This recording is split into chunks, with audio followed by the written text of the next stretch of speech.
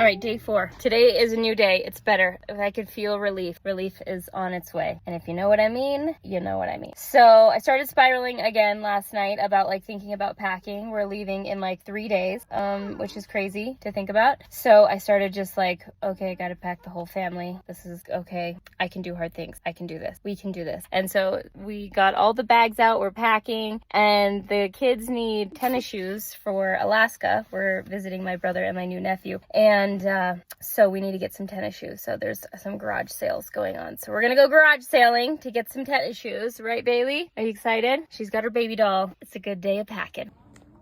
Show me the shoes. Oh, yeah. Mm-hmm. Good find, good find. Warning, warning. She's grumpy. Oh, okay. So day 4. Day 4 was packing. It was a weekend, okay, so not a lot of stress usually. Mama, I mean, this is mine. Read it. Read it. I was trying to read it, and you told me that this is not gonna work. Look at this. That's so beautiful. Those mountains in the background. Smoky Mountains. Okay, so we'll do a little recap of day 4 because it wasn't happening last night. So day 4 was really about packing without panic. That is so big. So it was a weekend. It was like not very stressful in terms of like we were just kind of lounging around. There's been a lot of smoke. Is that ash like in my eyelash? Yeah, there has been like ash coming down. It's like so sad. So sad. Sending Mother Nature lots of love and all the people affected by the fires. And so it was like we woke up and it was so much smoke and ash that I was like, we're not going outside. We're typically like pretty outside people. And I was like, we're not going outside. We're closing all the windows, turning on the air conditioning. And we just like decided we were just going to do all the packing on Saturday. And it was going really well. Zach and I were really on the same page, doing lots of laundry, prepping. And I get this thing, I don't know if this happens to you, where I just get like really, like it's a race. I don't know what this is. I mean, I remember as a kid, I made a lot of meals in the microwave. And I remember whenever I would set the microwave to like 2 minutes, like say I was like making like easy mac or something, I would try to race the clock, and like everything was a race. Everything. It's like I'm not even that competitive. Like I never did like sports that would include like being fast at anything because I'm not fast at anything. So I'm like, I don't know where this came from, but like when I like start to pack, I just get like all anxious and panicky of like I just need to get it done, just need to get it over. This happens to me also while shopping, even at the grocery store. Like I get like this weird like let's just get in and get out. Like let's just get out here really as quickly as we can. And so I was like, okay, I want to pack, but I don't want to pack with panic. I want to pack with like excitement and joy. Trying to like anchor in the feelings of feeling good while I'm packing, because we should feel good while we're packing, right? Like it only makes sense. Like we're getting ready to go on vacation. Shouldn't it be like fairies and butterflies and so much excitement? But I don't know. There's like a lot of anxiousness around it. And maybe again, I'm like really recognizing my triggers by reflecting this stuff back to you as I'm talking about it. Is like, okay, packing is a trigger for me, and it's because I don't allot myself enough time. Like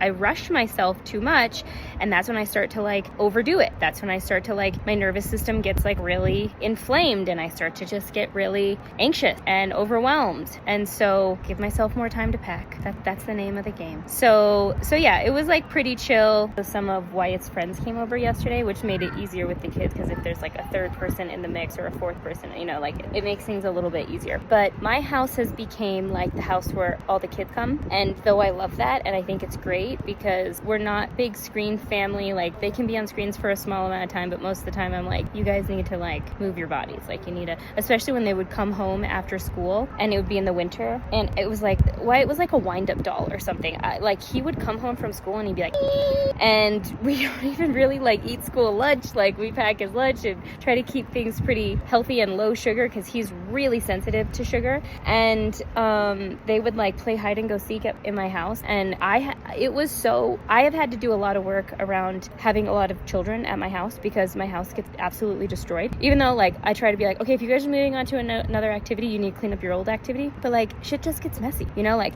I try to make them food, I'm like cooking, I'm like making them smoothies, like the kitchen becomes crazy, and I want to be that safe place for people. I want kids to want to come over my house for sure. I love that, but also at the same time, I realize how I just get anxious about it. I just it's just, I don't know. I'm working through this right along with you. And over like the last school year, when all the kids would come over to my house, I would just like really have to calm myself down because I feel like they would leave and I'd be like worn out. And so some of the friends came over yesterday and the house was getting pretty messy again. And I'm just like, okay, like you want to be a house for kids to come over and like really play and not feel like they just have to sit, and stare at a screen. So like do the work, breathe, it's okay, let it go, let it be messy, it's okay, life is messy, like the affirmations of like, let it be a mess, it's a beautiful mess, life is messy. Like if it's messy, it means you're living. And so that was something else that I was really working on yesterday as well too. So, and we had like a birthday party, and so it was like a pretty relaxed Saturday. There wasn't a lot of anxiousness or burnout going on. So, which is pretty common, I feel like, on the weekends if it's a little bit more of a loungy day. So feels like I'm riding a little bit of this roller coaster of like high days and low days, but with reflection, it's like recognizing where my triggers are, where my nervous system gets a little bit more reactive, and like doing the work to kind of bring it down. So we're getting close. We're leaving for vacation in a few days. I'm starting to get a little nervous on how it's going to go. As great as vacation is, there's also a level of discomfort. There's also a level of anxiety. There's also a level of the unknown, right? And so kind of just thinking about that and like kind of pre-planning, which I'll talk a little bit more about in day 5. So it's all good. You just got to be aware of like what turns up the dial and do things to like turn it back down when you can. So again, seemingly small thing that most people would be like, why are you stressed out about kids being at your house? But it's these small things that really add up, and like after they compound is when we get to a breaking point and we get to like total burnout. And so that's what we're looking at. We're looking at rebalancing that, breathing it down, doing the inner work, self-talk to get yourself to just feel a little more even keel, a little more peaceful, a little more joyful in the mess.